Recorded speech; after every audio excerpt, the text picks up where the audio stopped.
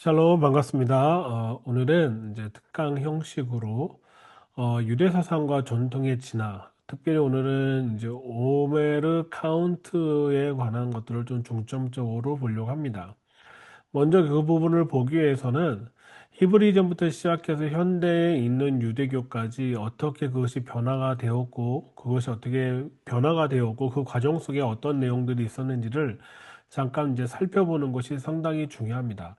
왜냐하면 이 시간을 통해서 우리가 현재 히브리즘이라고 하지만 히브리즘 안에 이제 유대교가 나왔고 유대교에서 다른 말로 하면 메시아는 유대교지만 이 유대교에서 라비니카 유대교가 나왔고 그리고 13세기에는 이제 신비주의 이제 카발라가 나왔습니다. 이제 대부분이 이제 한국에서 토라 포션을 하시는 분들이나 토라를 강의하시는 분들이 오메르 카운트를 하고 있지만 실제적으로 이 오메르 카운트는 과연 이제 성경적인가에 관한 질문을 우리가 해볼 수가 있는 것이죠. 그래서 이 부분에 대해서 구체적으로 어떠한 내용인지를 좀 이게 제가 다루면서 하도록 하겠습니다. 그래서 이제 히브리즘부터 오순절까지의 내용을 가지고 이제 이 내용을 다룰 텐데 이 내용들은 상당히 중요한 거는 이 히브리즘에 관한 것들이 어떻게 우리가 이해를 해야 될 것인지를 구체적으로 봐야 된다라는 것이죠. 그래서 이 마지막에는 거룩한 시간과 공간 그리고 텍스트를 관통하는 7개의 역사적 여정과 오메르 카운트에 대한 재발견을 보도록 하겠습니다. 제 1번 첫 번째는 이제 고대 히브리즘입니다. 그러니까 기원전 2000년부터 시작해서 왕정기까지 이제 고대 히브리즘인데 시당적 신대적 배경 및 핵심 철학은 유대 사상의 기본은 아브라함과 이삭과 야곱이라는 족장들의 하나님을 믿는 유목민족 정체성부터 출발합니다. 다른 말로 유일신 사상으로 시작을 하는 것이죠. 이 시기의 신앙은 철저히 혈연적 민족적 정체성과 신과의 직접적인 언약 중심으로 형성이 되었다라는 것이죠. 그래서 하나님께서 아브라함을 갈대 우르 지방에서 불렀을 때 그 부르시고 그리고 세겜에 들어와서 계속적으로 하나님께서 아브라함을 통해서 그 언약이 어떻게 성취가 될 것인지를 계속적으로 보여주고 있는 거죠.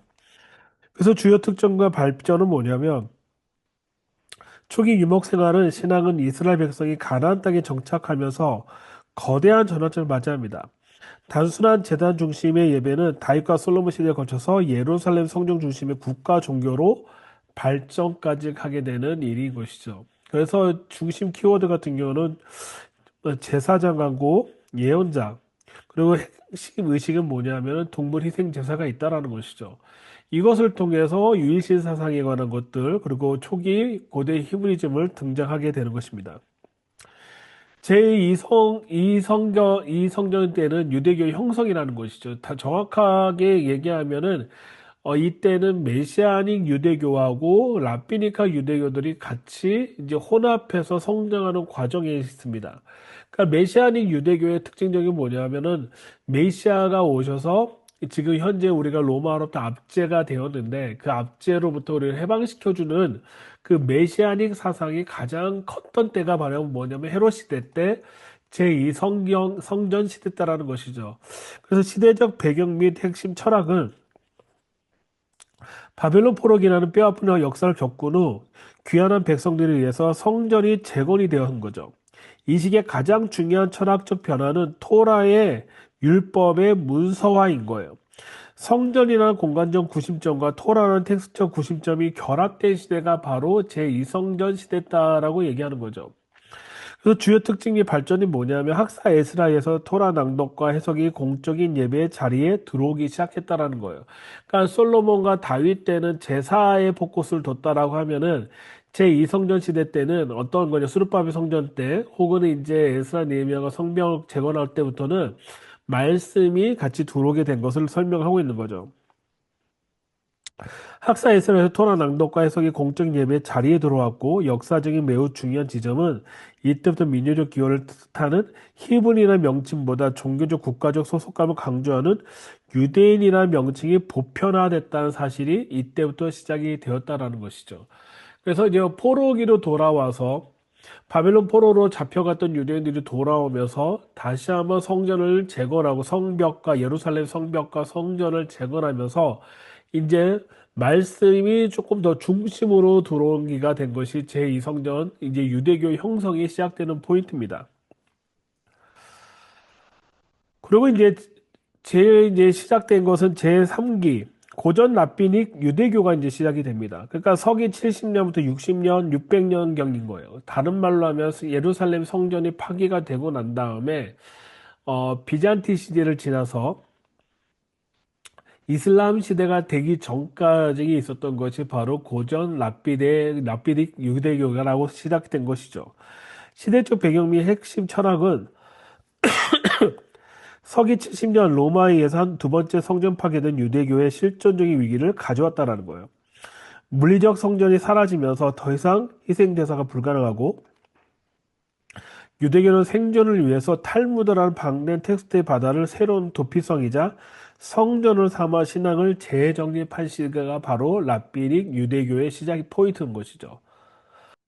주요 특징 및 발전은 뭐냐면 피 흘린 제사는 기도와 선행 그리고 치열한 율법 연구로 완전히 대체가 됐다는 거죠. 이제 제사에서 기도로 그리고 선행으로 그리고 율법 연구로 완전히 모든 것이 대체가 됐던 것이 이제 랍비닉 유대교 그러니까 70년부터 600년까지 있었던 거예요. 그리고 구전되었던 율법들은 미슈나 게마나 탈무드로 집대성되었으며 제사장 대신에 율법의 정통 학자들인 랍비가 공동체의 절대적인 지도자로 부상했다라는 겁니다. 그래서 중심 키워드는 뭐냐면 주요 거점은 바벨론 및 예루살렘 회당이라는 거예요. 그러니까 탈무드엔 두 종류가 탈무드가 있습니다. 첫 번째는 바벨론 탈무드가 있고 두 번째는 예루살렘 탈무드입니다. 예루살렘 탈무드는 실은 예루살렘에 쓴 것이 아니라 어디서 뜬 거냐면 티베리아스 지금 현재 티베리아 있는 데서 집대성한 거고 바벨론 탈무드 같은 경우는 이제 바벨론에서 쓰여진 것이죠. 그러면 엄밀히 얘기해서 학문적인 가치를 본다고 하면은 예루살렘 탈무드보다는 바벨론 탈무드가 조금 더 많은 학자들이 참여하고 조금 더 권위가 있습니다. 하지만 이 예루살렘의 탈무드의 특징적인 건 뭐냐면 이 이스라엘 땅 안에서에 있었던 얘기가 있기 때문에 나름 이방인 땅에서 쓴 탈무드와 이 본토에서 쓴 탈무드의 그 관점이 조금 다르다는 것이죠. 하지만 학문적인 거나 이 탈무드의 그 권위를 따질 때는 바벨론 탈무드가 조금 더 많습니다. 그러고 난 다음에 이 시대가 지나고 난 다음에 13세기, 11세기부터 13세기부터, 그러니까 1000년부터 1300년 사이부터 이제 또 다른 형태의 발전이 있게 됩니다. 그때는 이제 중세 철학과 체계와 람밤이라는 마오미데스라는 사람이 이제 등장을 하면서 이제 모든 것들을 정리하는 시간을 갖게 됩니다. 그래서 시대적 배경과 핵심 철학은 뭐냐면 중세 유대교는 이슬람 학문과 고대 그리스 철학의 영향을 받으며 고도로 지적인 전환을 맞이하게 됩니다. 이 시기의 핵심 철학은 유대교 전통과 합리주의적 철학, 특히 아리스토텔레스의 철학을 완벽하게 조화시키려는 거대한 지적 시도가 있었다는 것이죠.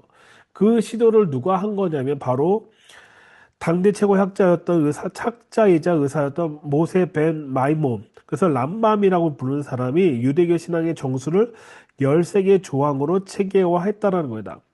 또한 흩어져 있던 방대한 유대 법률을 모아 미슈네 토라라는 율법 대법전을 저술함으로써 복잡한 신앙을 하나님의 코드화된 시스템으로 완성했다라는 거예요. 그러니까 이 13세기, 12세기 때는 그동안 파편 나와 있었던 모든 그 탈무드나 미슈나 그런 것들을 완전히 사람들이 어떤 이제 탈무드나 미슈나의 특징적인 결론이 없었던 내용들을 이 람밤이라는 사람이 결론을 다 내줍니다. 그래서 이걸 어떻게 해야 되고 샤바타 어떻게 해야 되고 어떻게 해야 된다는 것을 다 모든 것을 결론 내주고 뭐에 포커스를 두냐면 더 이상 우리가 이 말씀을 이해하는데 이게 결론도 안 나는 것이 아니라 이제 우리가 이성적으로 합리적으로 보자라고 해서 모든 것을 다 정리했던 사람이 이 람밤이에요. 그래서 유대교에 있어서 이 람밤이라는 사람이 되게 중요한 역할을 하기 시작하고 많은 사람들이 이 람밤의 그 정리된 내용을 가지고 이제 성토라를 공부하고 있죠. 그리고 이 13개의 조망에서 가장 중요한 핵심은 뭐냐면 메시아의 초림에 대해서 우리가 기다리자라고 얘기합니다. 기독교 입장에서 보면 우리는 예수님의 재림을 기다리고 있는데 이 12세기, 13세기 때 이 람바물을 통해서 유대교에서 처음으로 메시아의 오심을 준비하는 것을 공식화했던 때가 바로 이때가 되는 것이죠. 그래서 실은 그 전까지는 토라나 탈무드나 미슈나나 그런 것을 공부하는 사람들은 특징적인 게 뭐냐면 정답이 없는, 답이 없는 것만 갖고 계속 공부를 했었는데 이 람밤을 통해서 모든 내용들이 정리되는, 이성적으로 정리되고 조화되는 일들이 있었던 것이 바로 이때예요. 상당히 이성적이며 합리적인 것을 갖고 있는 것이죠. 그래서 신앙과의 아주 절대적인 조화에 대해서 중요하게 생각했던 것이 바로 12세기인 거예요. 근데 이 12세기 지나고 얼마 안 돼서 이제 15기, 카발라와 신비주의의 황금기가 들어오기 시작합니다. 13세기부터 16세기입니다. 이성주의 한계와 박해와 고통 속에서 유대인들은 우주의 영적 원리와 숨겨진 신비주의를 탐구하기 시작합니다. 13세기 스페인 조아르가 등장하면서 본격화된 카발라는 인간의 내면과 신의 무한성, 에인소프를 연결짓는 신비주의를 창조하게 되었다라는 것이죠. 그래서 16세기 팔레스타인 사페드르 지역에서 이삭 루리아에서 카발라는 절정에 달하기 시작합니다. 그는 티큰 올람이라는 세상을 고치는 거예요. 그것이 히브리어인데 이라는 역동적인 사상을 주장하며 인간의 선행의 행위와 기도가 끼어진 우주의 질서를 회복하는데 직접적으로 기여한다는 혁명적인 영적 비전을 제시하는 것이죠. 여기서 가장 중요한 개념은 뭐냐면 이 세피롯이라는 거예요. 세피롯. 바로 이것이 세피롯인데 오른 왼쪽에 있는 게 이 세피롯을 통하여서 남성 파트와 여성 파트로 나눕니다. 남성과 여성으로 나누고 여기 세페르에서 가장 중요한 건 이 가운데에 있는 하나님의 쉐키나가 이 모든 것을 연합시키는 과정을 설명하는 것이 바로 이제 카발라의 아주 조화로에서 시작이 되는 것이죠. 실은 이 신비주의의 영향을 받은 것이 14세기, 15세기에 기독교 크리스찬 카발라가 등장하기 시작합니다. 이 크리스찬 카발라의 특징적인 건 뭐냐면 이때부터 뭘 하냐면 모든 히브리어 단어를 파쇄하는 것을 하기 시작하시죠.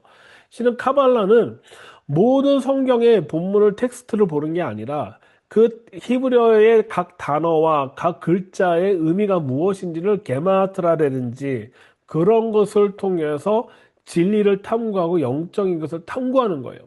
그러니까 아까 전에 제가 마호메트에서 그 람밤의 이성적인 거 완전 다른 완전 신비주의인 그래서 전 우주적인 것을 받아들이고 우주적인 건 에너지를 내가 흡수하고 우주적인 그 에너지를 받아서 내가 그것을 빛을 비추는 것들이 바로 이 카발라입니다. 이 카발라의 영향은 어디서 조아르스트 교회에서 영향을 받게 됩니다. 그래서 실은 이 카발라는요,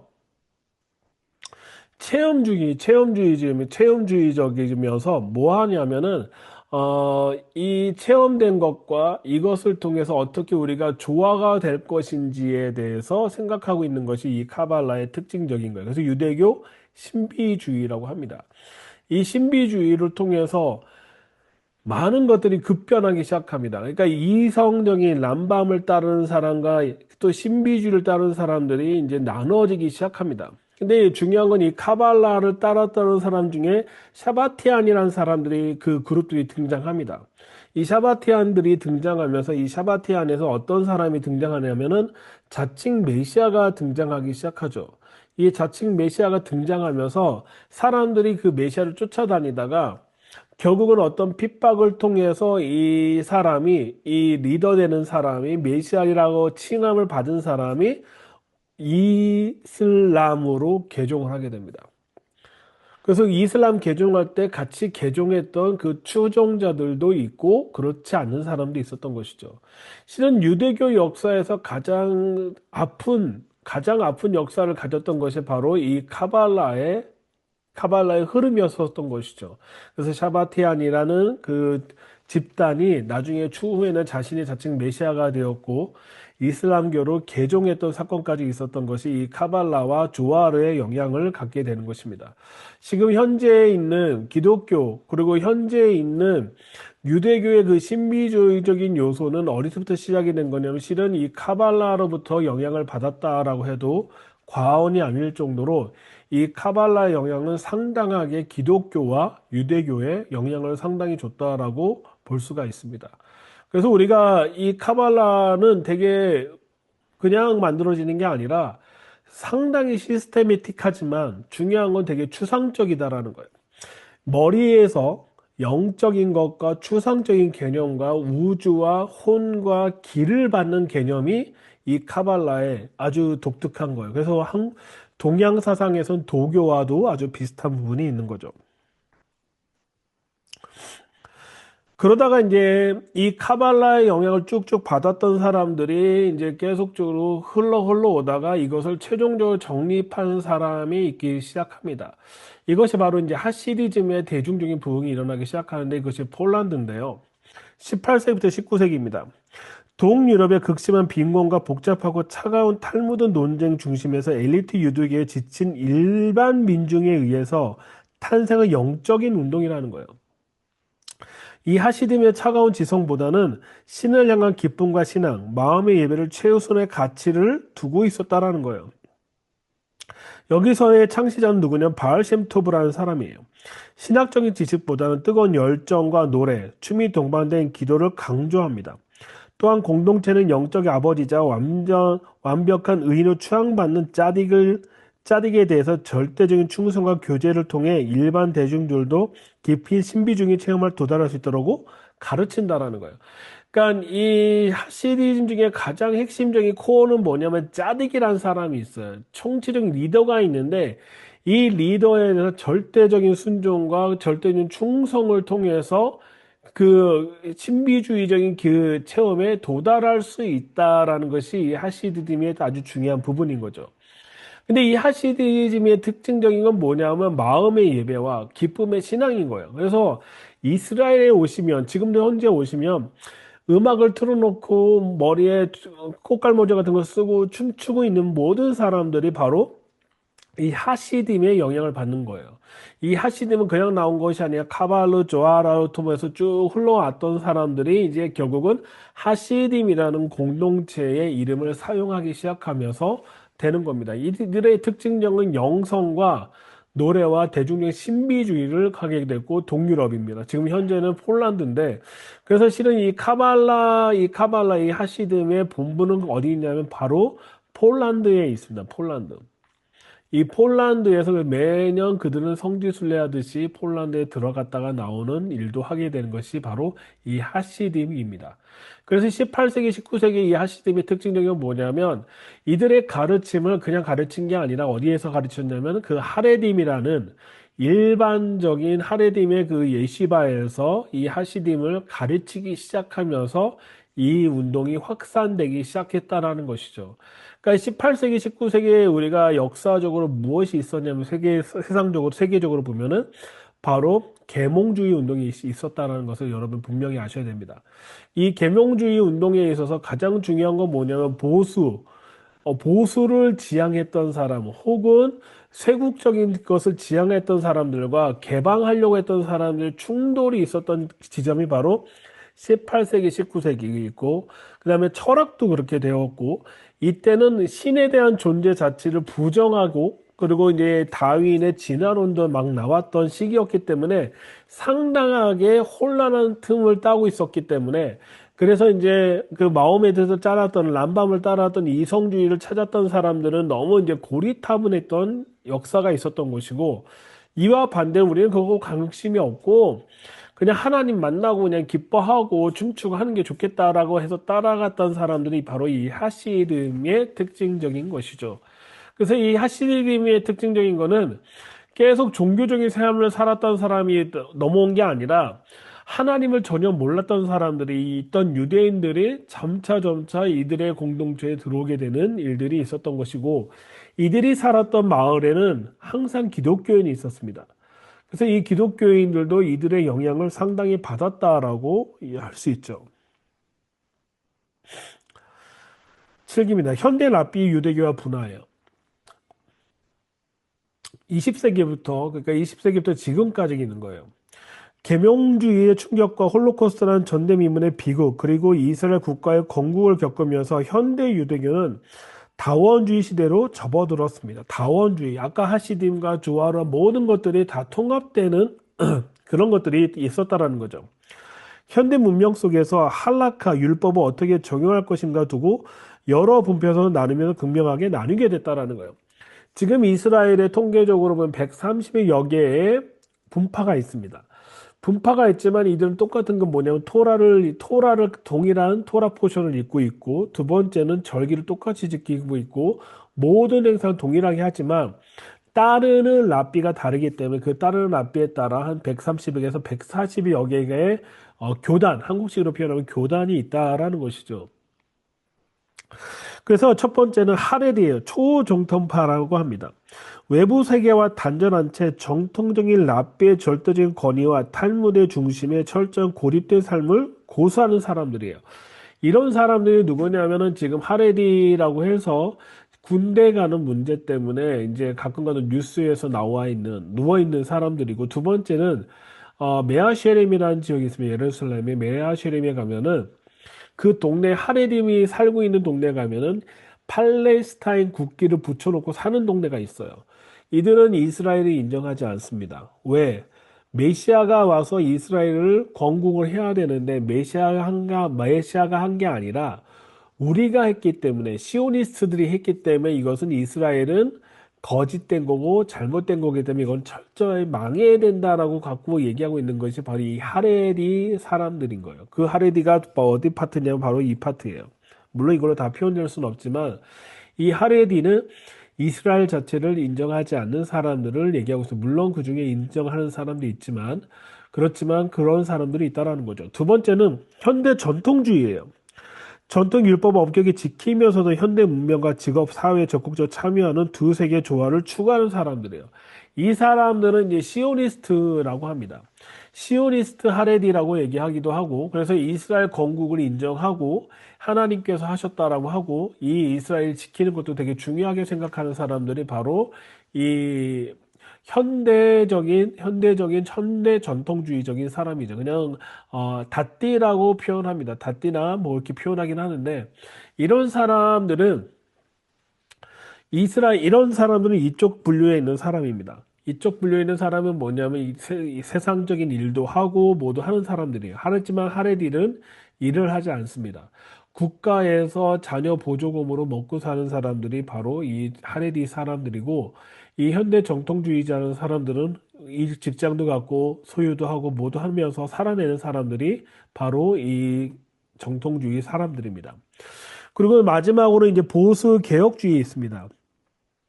시대 변화와 윤리적인 진보에 따라 율법을 유연하게 해석하고 여성 랍비를 안수하는 등 진보적인 입장을 취하는 사람들이에요. 그래서 보면은 여기 이 파트에 있는 사람이 바로 이제 현대, 그리고 여성이 있잖아요. 물론 여기는 보수 개혁주의인데 정확하게 하면 개혁주의 유대교라고 할 수 있죠. 이 개혁주의 유대교의 특징적인 거는 뭐까지 가냐면 여성 안수까지, 여성이 랍비가 되는 것까지, 그리고 토라를 읽는 것까지 다 용인해 주는 데가 있습니다.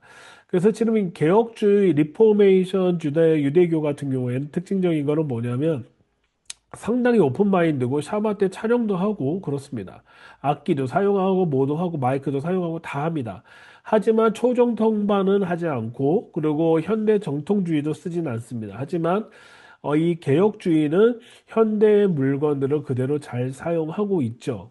그래서 우리가 보편적으로 보면 뉴욕에 한국 사람 최초의 한국계 미국인이 유대인이 처음으로 여성 랍비로서 회당을 이끌어가는 사람이 있는데, 그 사람은 개혁주의인 거예요. 엄밀히 얘기하면은. 그냥 보수가 아니라 개혁주의적인 거기 때문에 랍비가 될 수 있고 회당을 이끌어갈 수 있는 위치를 갖게 되는 것이죠. 그래서 이 유대교 안에는 다양한 것들이 공존하고 있습니다. 이 공존하는 것이 지금 현재 이스라엘이에요. 그래서 내가 이스라엘 와서 누구를 만나고 어떤 사람을 교제하느냐에 따라 완전 얘기가 달라진다라는 것이죠. 제가 아까 얘기했던 하시딤을 얘기하면 하시딤은 이방인들을 웰컴하고 이방인들에게 전도까지 가는 사람은 하시드림이고 지금 현대 유대교파 산품파에서 얘기했던 사람은 전도하는 사람들이 아니에요. 자신이 하나님으로 선택을 받았던 사람이기 때문에 이 사람들은 전도하는 사람들이 아닙니다. 물론 제가 개혁주의는 그럴 수 있지만 나머지 하레dim이라든지 천대 정통주의는 전도하는 게 아니라 태생부터 유대인이어야 된다라고 생각하거나 원래 유대교인 사람이어야 된다라고 생각하는 사람들이 바로 이런 부분들인 거죠. 그래서 일곱 시대의 시각적인 것을 종합적 물리적 영토에서 내용적인 내면으로 이동하는 모습을 보게 되는 것이죠. 그러니까 고대에서 제2성전 시대 있기까지는요, 가나안 땅과 희생제사 그리고 영토와 눈에 보이는 성전에 대한 존재의 시대에 대해서 설명하고 있는 거예요. 두 번째는 뭐냐면은 고전 랍비닉하고 중세로 넘어오게 됩니다. 키워드는 바벨론 탈무드와 바벨론과 바벨론 탈무드와 이 예루살렘 탈무드라는 것이죠. 그리고 성전 파괴 이후 무너지지 않는 텍스트 탈무드와 이성적인 철학을 지은 종이 위에 성전의 시대를 지냈던 사람들이 바로 이 시대의 사람들인 거죠. 세 번째는 이제 카발라예요. 하시디즘이에요. 키워드는 뭐냐면 스페인, 동유럽과 조화로와 율법주의를 넘어 우주 영역으로 원리와 인간의 내면의 기쁨을 탐구하는 신비예요. 그러니까 실은 이 카발라는 영성, 다른 말로 영성을 한다면은 천주교에서 기도하는 거죠. 관상 기도라고 있습니다. 천주교에는 상당히 많은 기도가 있는데 자신의 내면을 달아보고 내면을 보는 것들. 그런 것 동일한 것들이 바로 이 카발라의 영향도 있었다라는 것이죠. 그리고 마지막에 네 번째는 현대인 거예요. 이스라엘, 미국, 그래서 현대 사회의 도전 속에서 전통을 보존한 하레디와 유연한 정오의 개혁 보유지와 본전한 다원화 시대가 있었던 것이 바로 이렇게 되었다라는 것을 볼 수가 있습니다. 실은 이제 유대교는 점점점 물리적인 영토에서 영적인 내면을 이동하는 모습을 보여주고 있는 것이죠. 근데 그 중에 바로 이 카발라는 상당한 영역들을 바꿔냈던 사람들 중에 한 파트입니다. 그룹입니다. 그럼 이런 개념을 가지고 오메라 카운트를 보면은 농경 달력에서 영혼의 달력으로 바뀌게 되는 사건이 바로 이 오메르 카운트인 거예요. 초실자부터 오순절까지 49일간의 날짜를 세는 4개 명령이 시대별로 어떻게 겹겹이 새로운 의미로 바뀌었다라는 거예요. 그러니까 예수님 당시, 그러니까 히브리적이고 예수님 당시 메시아닉적인 그때 당시에는 농경과 성경 중심이라는 거예요. 보리수확 시작과 오메르부터 시작해서 밀수확 실제 농사 기간, 기독교적으로는 예수님의 유월절, 기독교적으로는 예수님의 유월절 희생, 천일부터 오순절 성령 감림까지 50일과 완전히 일치하는 예언적 시간표라는 거예요. 이 얘기는 뭐냐면은 철저하게 하나님의 땅과 하나님의 언약이 연합되어서 움직이는 것이 바로 이 부분을 설명하고 있는 거예요. 근데 이제 중세에서 랍비의 시대에 와서는 뭐냐면은 여기 이제 전승이 들어가고 신비가 들어가고 다른 것들이 요소들이 들어가고 있다라는 거예요. 그 중세 랍비 시대는 이제 카발라의 영향과 조마르의 영향을 통해서 애통의 기간과 라그베 오메라는 것이 있습니다. 서기 22세기경 랍비 아키파의 제자 수 2만 4천 명이 전염병으로 사망한 극적인 전승이 더해졌다라는 거예요. 이거는 있는지 없는지는 알 수가 없는 얘기인데 랍비 아키바의 제자들이 2만 4천 명이 죽었습니다. 이 죽은 걸로 인해서 이것을 이제 이 오메르 카운트하는 기간 동안에 이제 금식도 하고 결혼하지도 않는 거예요. 그래서 이 기간 동안에 결혼식, 이발, 음악 감상이 금지되는 슬픔의 기간으로 변모했다라는 것이죠. 실은 성경에서 있는 내용과 일치하지 않는 것들이 전승이 들어왔다라는 거예요. 이게 바로 이제 카발라와 조아르의 영향으로 시작이 됐다라는 거예요. 하지만 단 33일째 라그바의 오마에르라는 신비주의 대가 시몬 바르 요한이 기일이자 재앙이 그친 날로 축제를 연다라는 거예요. 그래서 이스라엘은 오메르 카운트 하다가 33일째 되는 날에는 학교에서 선생님들이 연락이 와요. 아이들 이제 불을 피울 건데 올 수 있냐, 참여할 수 있냐, 우리 불 필 거다. 그래서 온 동네에 불을 피울 수 있는 공터만 있으면 불을 확확 피웁니다. 열심히 지금 이제 유대인들은 이 라그베 오마이를 준비하기 위해서 나무나 뭐 여러 가지 다 준비하고 있다가 이 33일째 불을 켜는 거죠. 중요한 거는 성경이 있지 않은 내용인데 이 중세 랍비 이 카발라의 영향으로 인해서 이 신비주의가 덧붙여졌다라는 것을 볼 수가 있는 것이죠. 결국은 이 내용들이 현대 유대교에 영향을 주게 되었다라는 거예요. 영적인 정화, 내명의 준비. 그러니까 이집트의 육체적인 노예 상태에서 탈출하여 시내산에서 율법을 받기까지 나아가는 거룩한 내면의 준비 과정인 것을 바뀌어버렸다는 것이죠.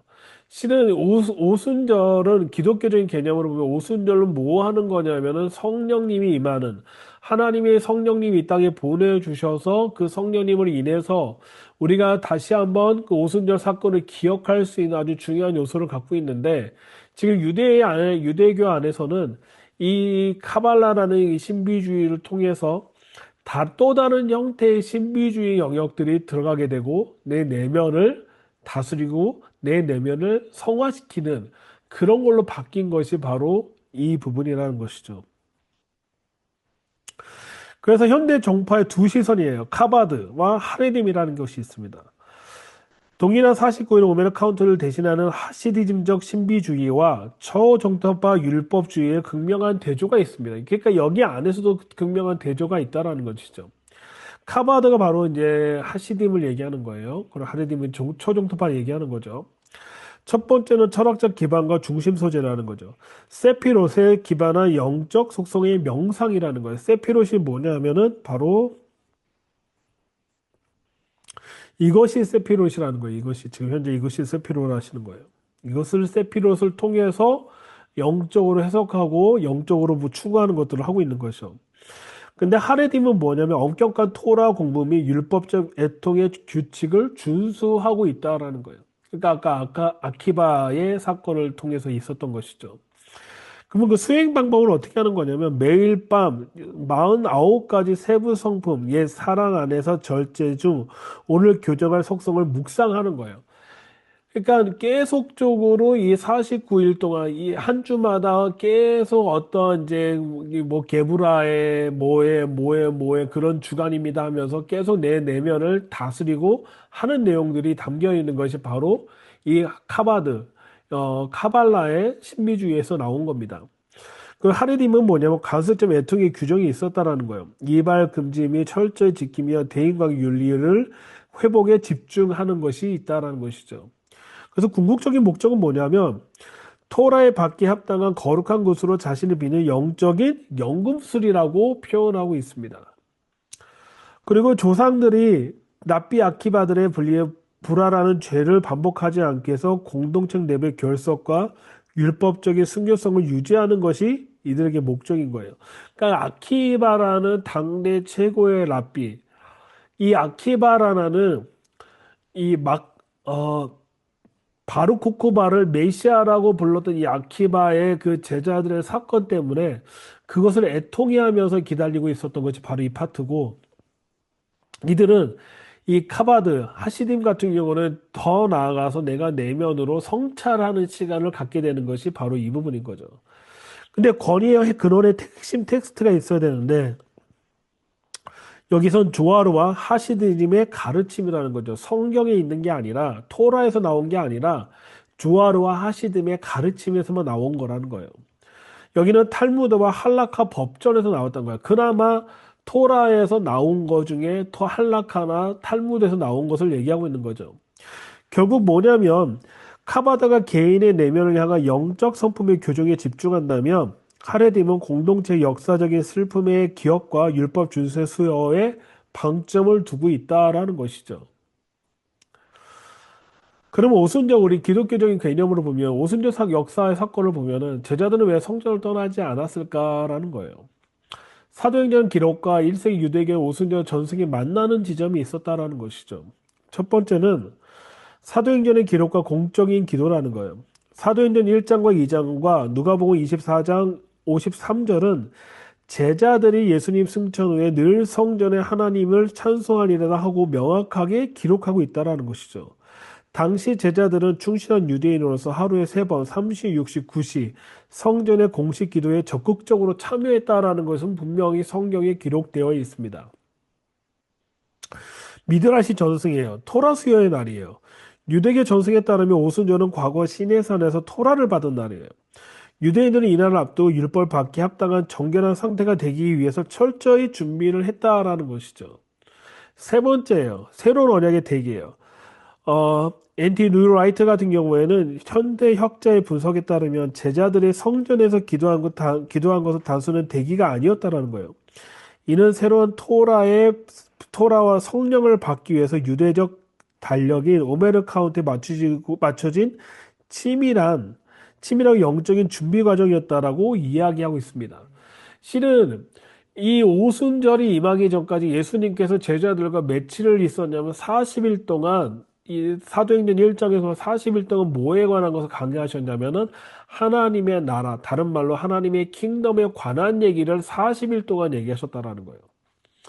40일 동안 얘기하셨고, 그러면 43일째 된 날 예수님께서 승천하셨다면 그 제자들이 기다리는 7일 동안은 계속적으로 기도하며 하나님의 킹덤의 완성을 위해서 기도했다라는 것이죠.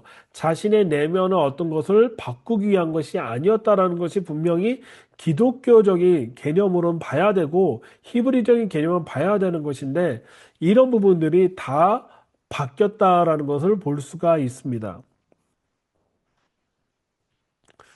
그래서 우리가 생각해야 될 건 뭐냐면 성령의 강림의 장소는 그들이 앉은 온 집은 어디였냐는 것이죠. 그래서 결국은 우리가 생각해야 될 건 뭐냐면 유대인들의 습관적으로 항상 어디 있냐면은 성전에 있습니다. 성전에서 기도하고 예배하는 것이 유대인들이 해왔다는 것입니다.